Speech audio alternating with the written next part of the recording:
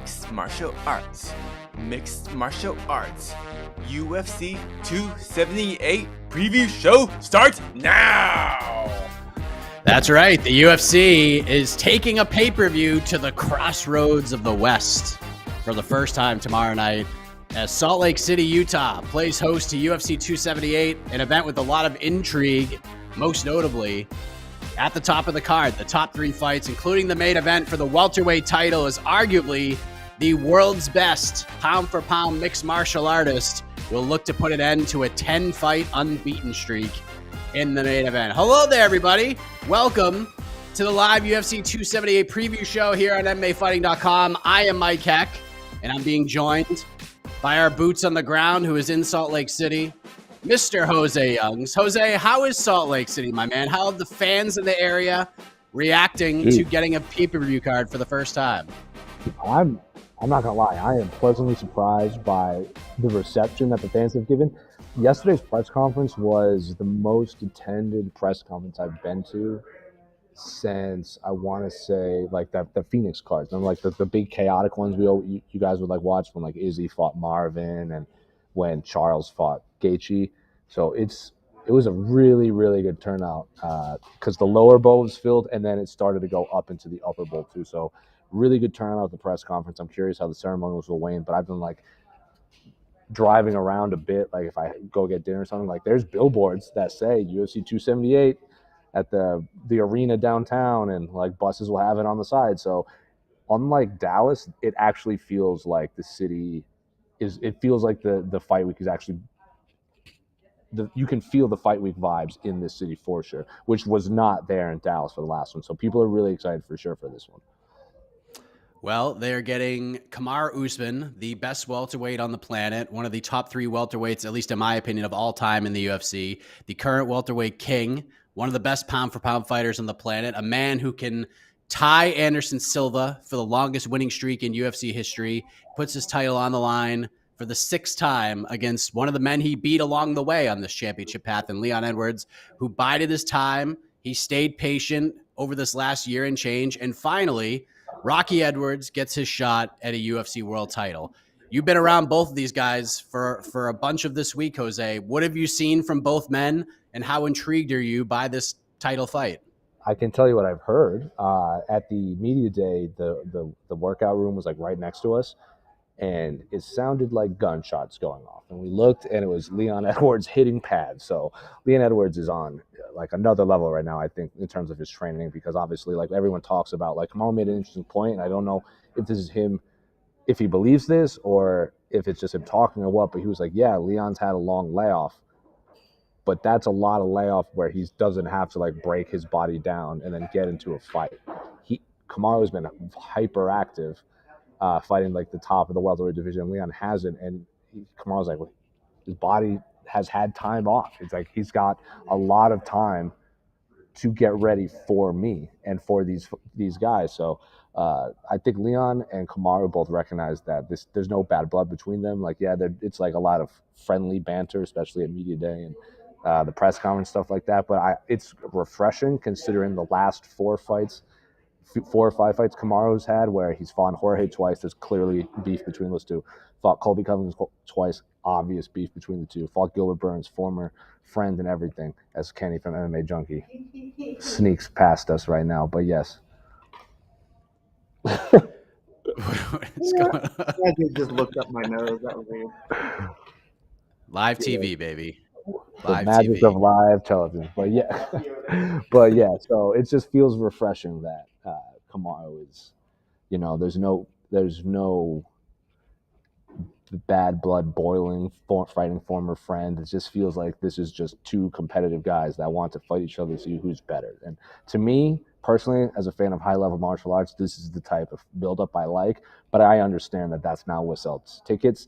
And I'm curious to see what the ticket sales and pay-per-view buys are, because at some point you get good enough that I just think your talent can sell fights. Like Anderson didn't need to talk trash to sell fights, stuff like that. So even Holloway was obviously really popular. He didn't really need to talk trash to sell fights. I'm curious if Kamaru wins on Saturday in emphatic fashion, if he becomes that, doesn't need to sell it with these weird storylines and just sells I'm the best in the world. Come next man up. To that point, this is, at least in my eyes, I don't know if you agree with this, but you're also there and you've probably seen a little bit more than I have. This is one of those examples of the build to a fight and the deep dive into a fight that is far exceeded initial expectations, because I know I saw it early on at first, and I'm sure you did as well. The Nate Diaz fight for Leon Edwards, it didn't really leave the desired taste in everyone's mouths that maybe many people expected it to heading into a title fight. And we've seen this meteoric rise of Khamzat Chimaev, and a lot of people felt like he should have gotten the fast track to this fight into a title shot. But the closer this fight has gotten, Jose, the more people realize that this was more probable than not the right fight to make at this particular time, and that Leon Edwards stylistically matches up with Kamaru Usman intriguingly well in a lot of ways. Have you seen the sort of public opinion sway since this idea of this rematch got on our radars? Yeah, because I think it also helps that Leon is from a part of the world where they don't have a lot of fighters competing for championships. Obviously, he's from Birmingham, England. So a lot of the British media and British fans are very, very actively behind Leon Edwards. And I don't know, like, I'm sure you've seen this, but we've seen like Michael Bisping, Dan Hardy, like Tom Aspinall, Patty, Molly, like they do these fan Q&As, and they always get asked this question: which British fighter do you think has the best chance of becoming the next UFC champion? And all of them say, well, Leon is there now, and he's probably going to win or at least have the best chance. So it feels like for these last 2-3 years that we've seen these his fellow British fighters say Leon's the guy right now. So he's not been out of the picture in terms of like on the tips of everyone's tongues. And while these fighters are getting a bigger platform like Patty, Molly, and Tom, and especially Michael Bisping and Dan Hardy, they keep talking about Leon. So at this point, we've heard about how talented Leon Edwards is for the last 2-3 years. That now that the fight is here, I'm intrigued now. Like BT Sport had a whole like desk set up solely for Leon Edwards. They flew all the way to Salt Lake City to cover their guy. It also, I think, helps visually. Colby is not the biggest welterweight. Gilbert Burns is obviously a former lightweight. Jorge is not the physically imposing fighter compared to Kamaru Usman, where Leon's taller than Kamaru, and he's just as big. So I think just aesthetically, it just looks like Leon should have a better chance than Kamaru Usman's past opponents, because he can match Kamaru Usman in like the strength and the clinch and everything. I'm not saying he's going to out wrestle or out grapple him, but optically, Leon just has it just looks like a closer fight. Plus, we're getting the word of mouth from all his fellow Brits. Yeah, so to answer your question, yes, the hype around Leon has slowly built, and I think the fact that it's happening right now is perfect. Currently, the betting lines on DraftKings: Usman heavily favored, -345. Comeback on Leon Edwards currently at +285. But I want to ask you about this, because one of the big talking points throughout the week, because on Heck of a Morning, I've had so many people say that they're giving Leon a really good chance in this fight, much more than they thought. And a lot of that has to do with how people perceive the focus and mindset of Kamaru Usman, because look, this man has a lot going on right now. Yeah, he's got a lot of goals he wants to accomplish in and out of the sport. He's talked about jumping up to 205, the Canelo fight, even John Jones when he was asked about it at Media Day. He's landing movie roles. There are skeptics, despite of what Usman has done in his career, that maybe his mind is not wholly focused on Leon Edwards and the task at hand. And to me, Jose, I feel like it's a bit short-sighted with a guy like Kamaru Usman, that Usman isn't overlooking Edwards here. He's just a guy who's hyper-focused. He's very competitive, but he's also a human being with goals and mighty aspirations. Do you agree with that as well? Do you see where people are coming from, that perhaps maybe Kamaru is overlooking a guy he's already beaten? I think I get why they're saying it, because we've seen that, like maybe like Tyron Woodley wasn't 100% into the fight game when he was supposed to fight Usman, and that might be because he should have been fighting Colby for that fight, which had a lot of buzz, and there wasn't a lot of buzz for Usman at the time. We've seen like Anderson prepare for Chris Weidman. It's kind of fall out. We've seen like the first John Jones Gustafsson fight. John Jones clearly didn't have a camp. He said it himself. He just didn't take it seriously. And then Gustafsson pushed him to the limit. I'm willing to bet that Kamaru Usman is not one of those fighters that overlooks things in camp. Like, do you think Trevor Whitman would allow Kamaru Usman to have a light training camp, or like if Kamaru Usman didn't show up, you think Trevor Whitman's going to allow that? Like, it's not going to happen. Trevor Whitman is like, I think it's the combination of like that team holding Kamaru accountable with Justin and Rose and everyone, and then Trevor Whitman. Plus, Kamaru is just one of the more mentally strong individuals you'll meet. He's the guy that cut weight to compete against Darren Till or Tyron Woodley as a backup. He fought these guys that no one wanted to fight in RDA and Chile. And like, I think he fought like Damian Maia in like Chile. He fought like RDA in a tough finale main event. Like, Kamaru did the work and he's here. I don't see Kamaru Usman as one of these champions that's going to let, quote unquote, the Hollywood lifestyle get to him. I really, really don't, but I understand why people say that might just be them trying to talk themselves into picking Leon, but I don't see that happening for Kamaru Usman.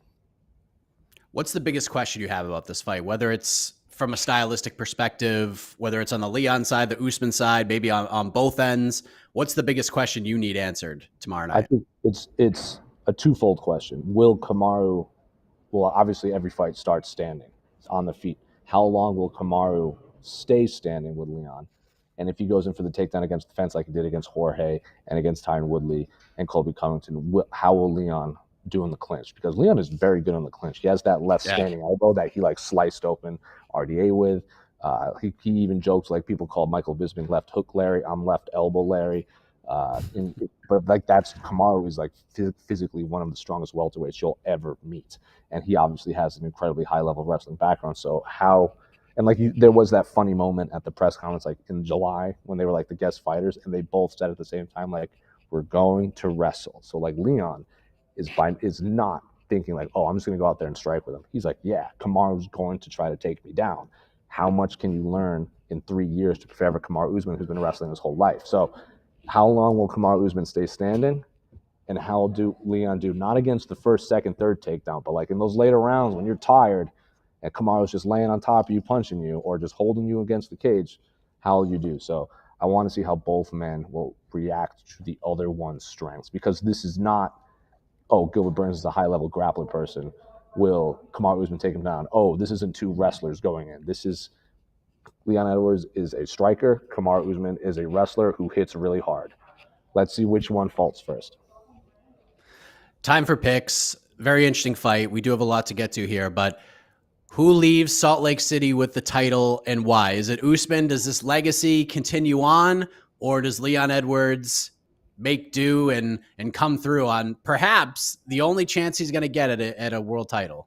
I think it's going to be Usman by decision, but I don't see it as one-way traffic. I think a lot of people are expecting like 4-5 or something like that. Even if it is 5-0, if it's 50-45, I think they're going to be close rounds. I just think Usman's going to win. I don't think he's going to blow the doors off him. I don't think, because like Jorge Masvidal very clearly overlooked or didn't rate Kamaru Usman striking. Like, even after the fact, he was like, Kamaru's not a better striker than me. He just caught me right there. I don't think Leon is going to get caught, and I don't think Leon's going to catch Usman. I think they're both men are going to have a lot of success at different moments. Because like Colby Covington clipped Kamaru a few times in there. Like, he kind of got on Bambi legs for a minute. You can't do that against Leon Edwards, who's very, very high level striker. So I think Kamaru will get it done. But I think this is going to be an incredibly competitive fight, if that makes sense. This is going to be a high-level martial arts competition, and all of the martial arts will be mixed on Saturday. But I think Usman leaves with a unanimous decision. Obviously, predicting a split decision is stupid and should never be done. So I'm going to say Usman by decision. Yeah, I'm with you. I think Kamaru Usman gets it done. I don't think this is going to be like a highlight reel finish. I don't think this is going to be a fight we're going to be talking about for the fight of the year or anything like that. But I just think a cerebral, tactical approach from Usman will be enough to slow down the advantages of Leon. I think Usman, like, people talk about the striking discrepancies, and I think technically, like, all things considered, Leon is probably the more technical striker. But what Usman does well on the feet, he does really, really well. Mm-hmm. And I think Usman's going to be able to find success on the feet. I think he might even hurt Leon at some point, because unless Leon is perfect, I think that chin's going to get tested in this fight, which will open up the wrestling for latter portions. And that's where I think Usman's going to kind of take over down the stretch. But I think Leon will have his moments too. I think it will be competitive throughout. It's going to be one of those fights where we look at the scorecards. We'll look back on it 3 years from now and people are going to be like, oh, well, Usman 49-46'd him or something like that. But it's not going to – the fight's going to be closer than the cards would suggest, I think. And you guys talked about it on the weigh-in thing where it's like Leon has to be perfect and Usman may not have to be perfect to win. I disagree with that, not just from these two. I think in any championship fight, both men need to be perfect because this is a champion. Like Leon Edwards is here because he is so good at fist fighting human beings. And if Kamaru Usman isn't perfect, he's probably going to lose his title. And if Leon Edwards isn't perfect, he's probably not going to get the title. So both men need to bring the absolute best. There are obviously outliers like that John Jones-Gustafsson thing where John Jones came in far from perfect and he just shone through. I just think both of these men need to have the absolute perfect game plan to walk away with the win. We shall see how it plays out. Now, the co-main event has become the most intriguing fight on the card for a lot of people, Jose. Paulo Costa looking first UFC win in 3 years since the decision went over Yoel Romero. Luke Rockhold hasn't fought since 2019 when he was knocked out by Jan Blachowicz at light heavyweight. And these guys, much like Tony Ferguson did in Phoenix, these guys have stolen the headlines away from even the main event. Rockhold looking to return in a big way. And then we have Paulo Costa looking to have a great performance and get paid because this is the last fight on his current deal coming up tomorrow night. So your thoughts on this matchup and the stakes that are attached to it, which have increasingly grown as this fight gets closer and closer. The stakes are, I imagine the loser is not in the UFC after this for two different reasons. Because this is Paulo's last fight on his UFC contract, if I'm not mistaken. And given the fact that Paulo just went off on USADA waking him up at this official weigh-ins, and then when I asked him about, I'm like, why are you tweeting at Anthony Joshua? He's like, well, I want to box. I'm like, oh, you're probably leaving too. And then we've seen this a million times. Fighters that are so openly outspoken against the UFC, and I disagree with all of that because Luke is very clearly one of the best middleweights in the world, and all the fights I want to see him have are in the UFC outside of a Gegard Mousasi or something like that in Bellator. But I would not be surprised if Dana was like, nah, you're out. You talked way too much junk. Now, he did shake Dana White's hand yesterday, so maybe it's not directly at Dana. It's not so personal, but I wouldn't be surprised if the loser of this fight, that's it for their UFC career. I hope not, because I want to see a lot of these both men fight a lot of these middleweights, especially with the emergence of Alex Pereira, the return of Jared after that long layoff during the pandemic, and Luke not fighting at all during the pandemic. I want to see these guys in the UFC, but like you said, a lot of these storylines surrounding these two men have nothing to do with the actual fight. It's like Luke versus the UFC, Paulo's tweets, Luke coming at Paulo for postponing the fight 3 times. So stylistically and in terms of martial arts, I freaking love this fight. I just wish people were talking about it because it seems like everything else has captivated the headlines. We'll get into picks and sort of break things down in a moment, but I am curious because let's try to be positive here. Let's just say no matter who loses, they get another opportunity. It all works out. What storyline in the aftermath is more intriguing to you? A Luke Rockhold win and whether or not he gets a title fight if Israel Adesanya beats Alex Pereira, or so Rockhold winning, maybe a title fight, or Costa winning and going into free agency, negotiating with the UFC? I mean, the Rockhold win would be more interesting, especially if Israel wins, because then I think it's like fresh blood for Israel. Luke Rockhold reemerges as a former Strikeforce, former UFC, going to reclaim the title. So in terms of just fighting, the actual sports of mixed martial arts, Luke and Israel would be the more interesting outcomes. Obviously, if Alex Pereira wins, I would just imagine they immediately turn around and make that rematch between Pereira and Israel. Costa winning and then going off into free agency would be interesting in terms of where fighters stand in the grand scheme of things and this big landscape. Will he go to I'm a big baseball fan and team sports fan is too, and free agency is always fun no matter what sport it is. So we rarely see big name fighters in the UFC like Paulo Costa, who's very popular in Brazil, speaks English, a good looking guy, and is a very, very fun fighter. I think his fight against Marvin is really overlooked as one of the better fights of last year. I think he would demand a lot from like Bellator, One Championship, KSW, Ryzen, PFL, wherever, or if he goes like to box these celebrities like the Paul brothers or whatever, because he did train with Logan Paul. Let's not forget that. So it would be interesting. I think they would both be extremely interesting for different reasons. Luke winning would be interesting for the UFC and mixed martial arts storyline. Paulo winning would be interesting because I love free agency bidding wars, especially in MMA. Yeah, both those are really fascinating. So a lot at stake, as we talked about, for both these men, but only one can get the dub. Who gets it done? I mean, I think Luke has more skills than Paulo, but I really like, because Paulo is such a goofy guy. I think people really overlook how tough and how fun he is, because like his body shot, like when he rips you to the body, like he's putting anyone away.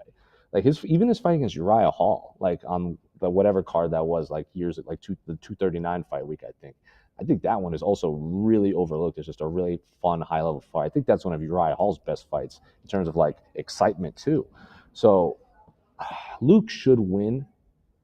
But man, Luke gets hit a lot, and Paulo hits so hard. And Paulo's one of those guys, like outside of Israel, and like he obviously showed up to fight Israel like drunk off of wine in Abu Dhabi, had a calf injury and this and that. But if he can fight Marvin Vettori with an injury over 5 rounds and put on that type of performance, like it's gonna be a rough night for Luke. So I'm leaning Paulo, but I'm leaning Paulo. You know, the last one I said both fighters need to be like Usman and Leon need to be perfect.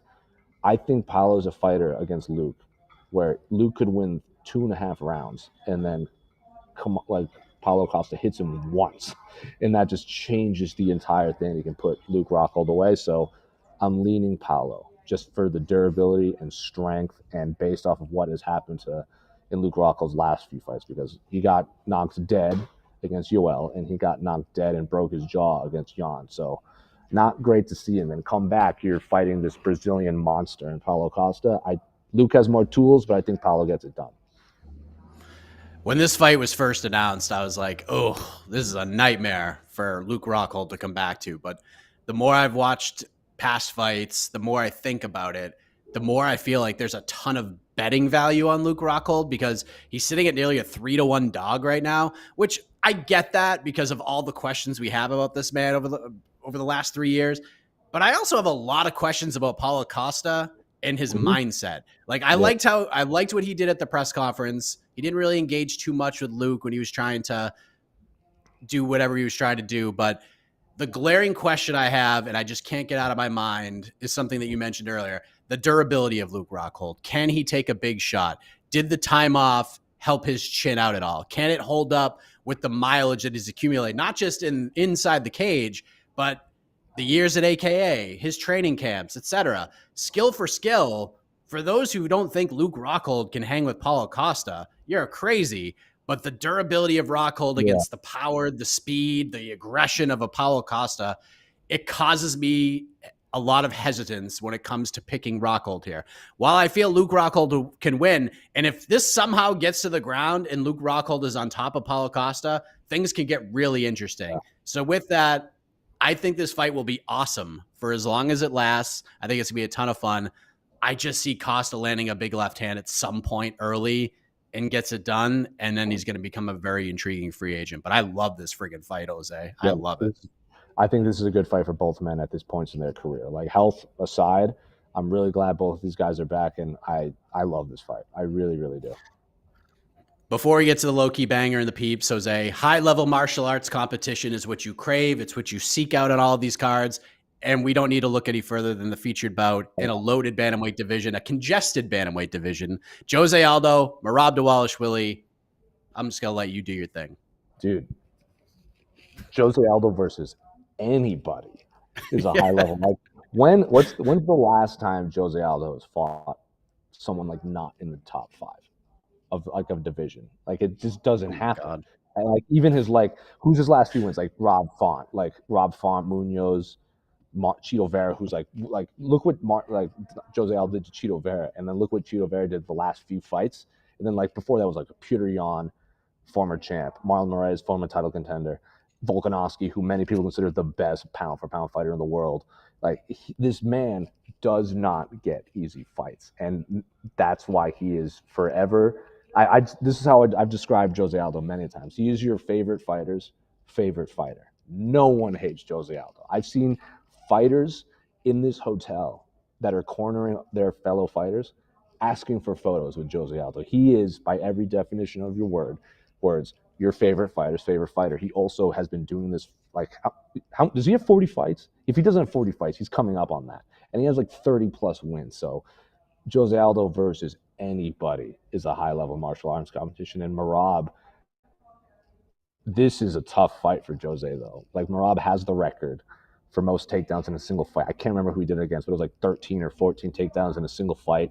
Everyone says if Aljamain wasn't the champion, Merab's the guy that'll probably do well. Like, there's a reason people are saying that the UFC is keeping him away from Sean O'Malley, because he'll just like drop him on his head over and over and over and over and over. He is an exciting fighter. He's like, you know how people don't like fans always whine and complain about, like, oh, wrestling, he's just a grinder, he's a hesitant wrestler. Merab's wrestling is like Khabib's, where he just mauls you for 15 minutes, where, yeah, he's on top of you, but you're drowning in a hailstorm of cinder blocks. And that is what Merab does. So this is every definition of the word, a high-level striker versus a high-level wrestler.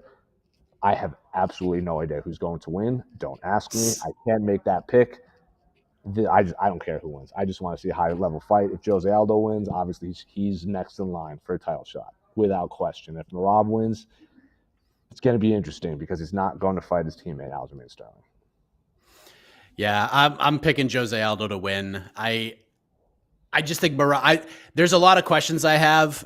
I mean, people talk about Aldo's takedown defense, and clearly that's a factor in this fight. And Merab getting his first like really big step up, really big name on the resume, is waiting for this a long time. He's been watching guys like Casey Kenny. No disrespect to Casey Kenny, but he's watching Casey Kenny fight Dominic Cruz, and he's fighting Gustavo Lopez, which I believe is the correct answer to the record-setting takedowns, which he had with Casey Kenny before, because he took him down like 12 or 13 times. The man is just ridiculous.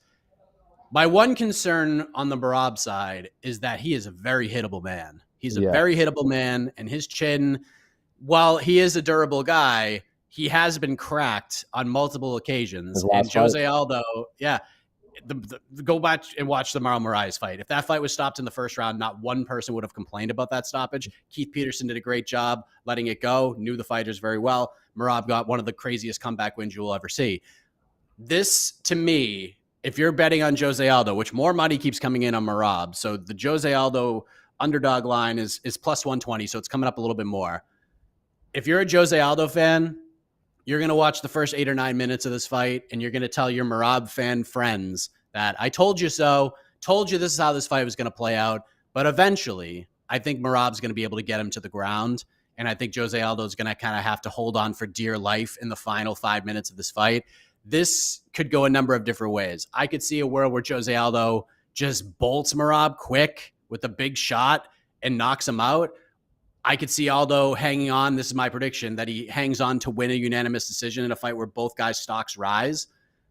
We could also see a world where this fight is a draw, because I could see a world where Aldo wins the first 2 rounds. And 10-8 for Merab. Yeah, very, very possible. Very possible. I know Salt Lake City is not Denver and Mexico City, but I do think I feel it. I feel it walking, because I have to walk up hills to like the fighter hotel.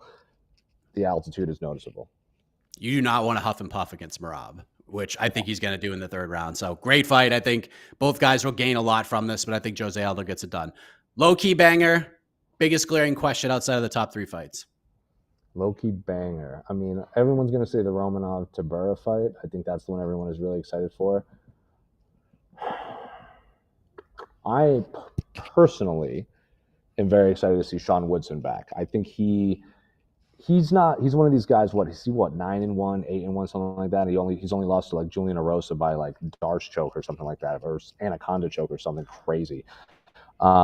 He is a guy that when he fights, I don't care who he fights, I'm excited to see Sean Woodson fight. He calls himself the best boxer in the UFC. Now, do I agree? No. But the man is super confident, and he even said, I asked him, because he fought on the undercard of Holloway Yair. I'm like, Max says the same thing you did. He goes, I'll box Max right now. I'm like, man, I love the energy. I absolutely love the energy. Like in his last fight, he like put his, I can't remember who he fought, but he put his guy away with, it was like a body shot, and then he was like sticking his tongue out at him, and then he put him away. So yeah, I'm really excited to see Sean Woodson fight. But obviously the one everyone has circled is probably Marcin Tybura versus Romanov, because everyone assumes Romanov is going to be a future champion or future title contender, and him beating Tybura, who's like kind of seems to be like the Neil Magny of the heavyweight division. Like you give him these up and coming prospects to see how they do. If he beats Tybura convincingly, top 10, here he is, and then from there, it's only main events and co-main events for Romanov moving forward. Yeah, I like the Sean Woodson Luis Saldana fight as well. Sean finally gets to fight in front of fans again. I think it's the first time he's fighting in front of fans since the Boston card when he fought Kyle Bochniak, I believe. Yeah. Yep.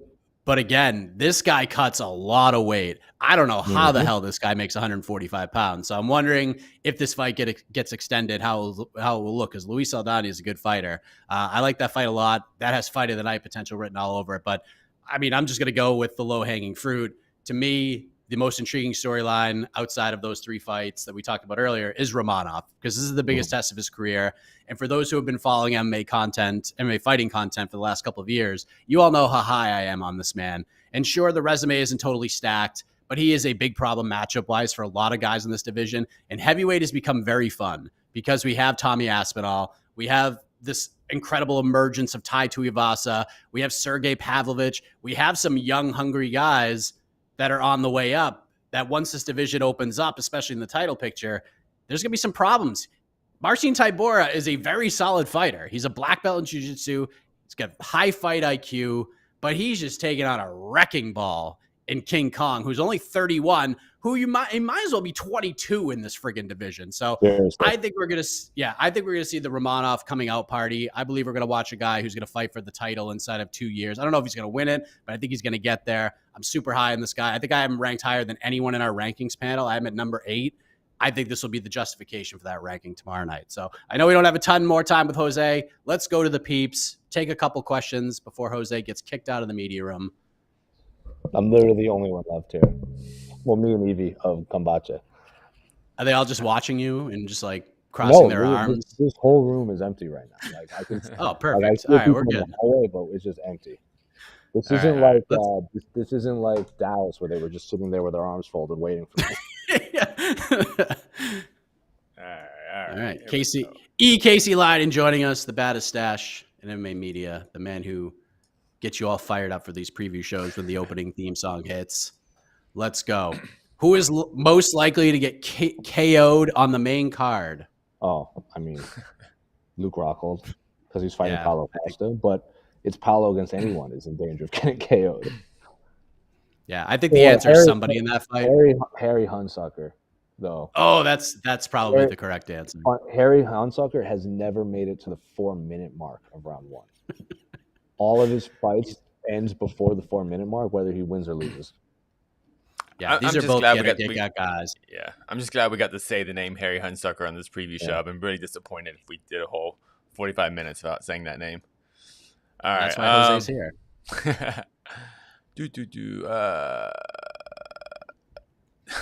I don't know if this is true, but someone told me about this morning. Drake dropped 238K on Jose Aldo, which if this is like a year ago, we'd all be betting on Merab, but Drake's had some good luck lately. So, and that's a good. I think Izzy. I think Izzy. Yeah, I think Izzy bet on Aldo too. Because what is Aldo plus something plus 120? Oh, 120. That's it. I think betting is silly, especially on combat sports. But if you're going to put money on one of these fighters, if Aldo's plus anything, put it on him. Yeah, the fact that Aldo was a plus, I was for sure. Also, Drake having this good luck lately, put out a trash ass album, so everything else from there goes out. Wow! Imagine someone listening to that album and pretending it's good. Impossible. I haven't heard a note from it, but I talked to you about it, and that's all I needed to hear. He put it out on Kendrick Lamar's birthday, and I'm like, hey, like, you don't do that. You don't do that. No, we see what you're doing because they have big beef, and then you put out this bum ass album. Like, come back, man, do better. All right, I'm putting up this comment more for the conversation, not because I agree with it or anything, but I'll let you handle it. How can Kamaru be considered the GOAT when he's not even the A side for each of his championship fights? I feel like a fighter's ability to sell pay-per-views heavies very heavily in the GOAT conversation. I think Your response to this, Jose? So I've had this conversation a few times this week. The pay-per-view model, it's not the same as it was. Like, you don't have to sell these pay-per-views because, like, the UFC gets the same amount from ESPN no matter, like, because they get that flat rate. Like, the UFC has, the ESPN bought the streaming rights from the UFC. So the UFC doesn't even need to clearly push. They don't need to stack these pay-per-views as much as possible because they're getting the same amount and they get all this money on ticket sales. And the UFC, for as much flack as people get, they will sell out every single arena no matter where they go because people want to watch the UFC. You don't need to sell massive pay-per-views to be a star these days. It's just that's not what translates. You know what translates? Being in the MCU is a big deal. It is the highest grossing franchise in the history of film. So if we're talking about being a prize fighter and opportunities outside of fighting, Kamaru is right there. But in terms of like A side, B side, I don't think that holds any water in 2022 these days because it's just a different pay-per-view model. Yeah. Kamaru's getting there, by the way. Yeah. Kamaru is not like the B side. Also, like, like, I mean, maybe he is. if you look at all these, like, He's not the B side tonight. He's not the B side on this card either. He's definitely not. I don't think he was the B. He wasn't the B side. I get the Masvidal thing because Masvidal is one of the most popular fighters in the world, and like speaking with ESPN Deportes, Masvidal to Hispanic market is Conor to the Irelands in the UK. Like if Jorge Masvidal buys a soda and they write an article about it, it does 1 million views. So maybe that, but look what Usman did. I don't think he cares. So it's just a different world right now in terms of pay-per-views. And if we go by this logic, it's Conor McGregor. He is the GOAT. And you know who the A side is? The UFC. Everyone else is on the B side. People buy the UFC, they don't buy Kamaru Usman. This is true. Yeah. Yeah, unfortunately. That's like me in pro wrestling in 2022. I will buy WrestleMania I will watch WrestleMania every year. I don't care who's on it. That's what the UFC has become. The UFC has become WrestleMania.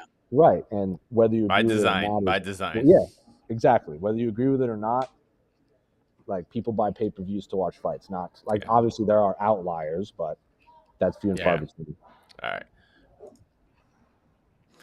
Will Leon Edwards get a pound-for-pound spot after he smokes Kamaru Usman? Wow. Yeah, I think so. Take it. Where do you have Leon Edwards right now, pound for pound? Not in the the global pound for pound. I don't have him in my top 15. But that's me personally. I'd take you out of my pound for pound if you don't fight in 12 months. Okay. But even if he did, he wouldn't be in my top 15. But if you beat Usman, you're like you're top 5 immediately. Yeah, does he go to number one? My top 20 right now. No. Yeah, does he go from unranked pound for pound to number 1, or is it more of Usman coming down? He would be above Usman. Usman would probably fall to like 6 or 7, and then I think Leon would be like 5 because he wouldn't be above Volkanovski. I think it would go Volkanovski, Israel, and then like you got to be like what Aljamain, like Amanda Nunes, obviously. Aljamain, France. Oh yeah, Francis would probably be number 3. Leon probably right now. Yeah. It's just, I agree with that. All right. I'm also not a fan of if Usman loses, he just falls out of the top 10 because some people do that. I think that's very he won't. Like he'll be like number 7. Like when Canelo lost to Bivol, people all of a sudden had Canelo like 5th pound for pound. I'm like, that's stupid. At low, Canelo should be number 3 behind Crawford and Usyk. Yeah, I wouldn't even move them down, but that's a whole other discussion for pound for pound stuff. But it is hard to overlook Usyk being undisputed cruiserweight and heavyweight champion. It's just hard to overlook because he achieved what Canelo was trying to achieve. Yeah, this would be a very similar situation to when Juliana Pena beat Amanda Nunes. Like Juliana Pena didn't become the number 1 pound for pound fighter, but she jumped into the top 5, and it just Valentina did because Amanda fell. Yeah, I had Valentina at number 1 anyways, but it just kind of cemented that. Like I have Volkanovski number 1 right now, but Usman's a close number 2, and if Usman wins, he probably jumps back to number 1 just because it's a game of inches. But pound for pound's a silly discussion a lot. But it's more of a silly thing. He will definitely get a spot in my rankings, 100%. It's real quick football rankings. Yeah, we're not putting Are we putting Leon Edwards on the same level as Julia Pena coming into this fight? No. No. Okay, I know don't you. I know know. you made the comparison, but No. just because it's more of a Yeah. Nunes Usman comparison rather than a. It's just how the rankings Pena. would play out in comparison. It's not the same. Like This it's would definitely be not like the same. if Brian Ortega beat Volkanovski last year. Like the number 1 versus number 2 guy are fighting, and then one of them just becomes the new number 1 pound for pound in that division, and then Volkanovski would just fall in the global pound for pound rankings. All right. Yeah, this just shows the evolution of the sport too, which I really like. Seattle Ryan, I would like to see Luke win, but realistically, who has come back off 3 years away and 2 losses and 1? It's very specific numbers, but maybe we can kind of. I mean, Dom came off of losing to Cody, and then like 3 years later lost to Cejudo. But then he took a little bit of a break and came back against Casey Kenny. But like the Cody one wasn't devastating. Tyson Pedro? That's true. Yeah, because he lost to OSP and Shogun, and then came back and beat Ike Villanueva. But that's also not. Yeah. Those are very Costa, there's a gap in talent in those conversations. The situation Luke has put himself in right now is very unique. I can't really. I'm trying to think of like a top 10 type of fighter. That's done this.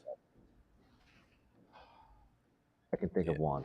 Dom's the closest I can come. I can think of one. But it's not that big of a gap. When Gustafsson lost to John Jones and Anthony Smith, retired, and then came back and fought Verdum. That was tough. But that was like a year and a half. Yeah, it was a little different, yeah. That was almost like Luke's first hiatus when he came back to 205. Yeah. I felt like, No, it's and this is, I mean, I'm picking Luke to win. I'm a weirdo. I am actually picking Luke to win, but it's more of a heart pick because all logic kind of goes back to what Seattle Ryan is kind of implying. 3 years off, 2 losses, coming back against arguably a top 5 middleweight. It's kind of hard to tell. That's also a hard part. Where is Paulo Costa right now?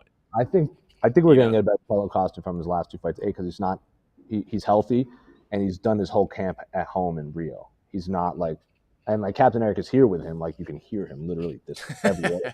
You can hear him everywhere. But I think when I say hear, I mean you can hear like the jangling of his keys and his high heels and everything, and his voice. You can hear his high heels. Yeah. But they're like, they're the fancy shoes, like with the spikes in them, the bedazzles on them. So yeah, I think we're gonna get a better Paulo than we have in the last 2 things. He's not fighting in Abu Dhabi. He's not drunk, and he's healthy, and he's trained completely at home. He doesn't have Waleed in his corner anymore. So I think we're gonna get the better Paulo that we've seen. I agree. I'm hoping that. Oh, this is kind of a good, not exact comparison, but Carter's Conduit. Carter's Conduit took a break, and when he came back, fine. You wound up losing, I think. I think he came back and lost to Charles Oliveira. No, Charles Oliveira. Carlos took well, he had 2 layoffs. Remember, he had the knee injury against Woodley. I'm counting the Maya. When he kind of retired after Maya. He came back. I think he fought Cowboy Oliveira. Yeah, he did. Yeah, he wound up losing. He's supposed to fight Matt Brown. But I think like Carlos came back. He came back and he was an acceptable UFC welterweight. But I think Carlos wanted to come back and be one of the best. We saw that he wasn't. It was Neil Magny. Neil Magny, yeah. What a hard fight. That was a year and a half. Yeah, and that was only a year and a half. Yeah. But maybe the 3 years is actually a good thing. Maybe, and that's what some people have kind of. Who knows? Who knows? It's officially started to start taking things out of this room. So if we have one more question, we got one more question. One more question. Here we go. Last question. Should Edwards threaten takedowns on Usman in order to open up his striking? And would Edwards be able to have any success in the grappling realm? Sure. What do you think, Jose? It's MMA. Anything can happen, but Colby is the only guy to take Usman down at all in his whole UFC career, right? That one takedown that Usman even argues against.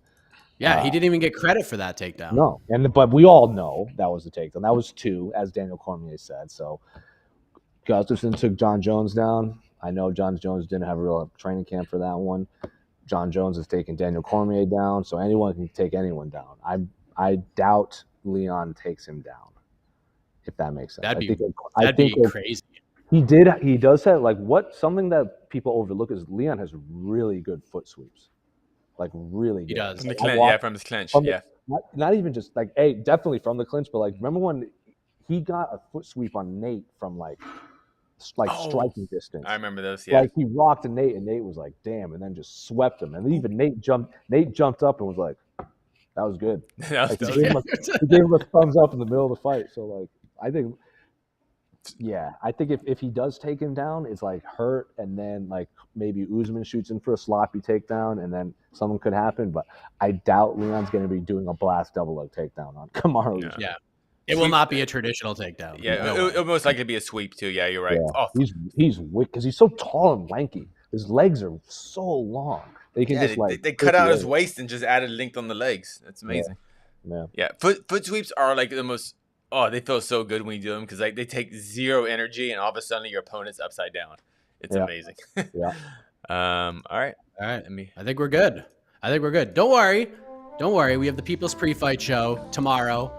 5:45 p.m. Eastern time because the fight card start time moved back with the Miranda Maverick Shanna Young fight. But thank you, Jose. I appreciate it. We will see you at the ceremonial weigh-ins. And that's it. So for Jose, for Casey, I am Mike Heck. Thank you for watching. We'll see you for the ceremonial weigh-ins, and we'll see you tomorrow for UFC 278.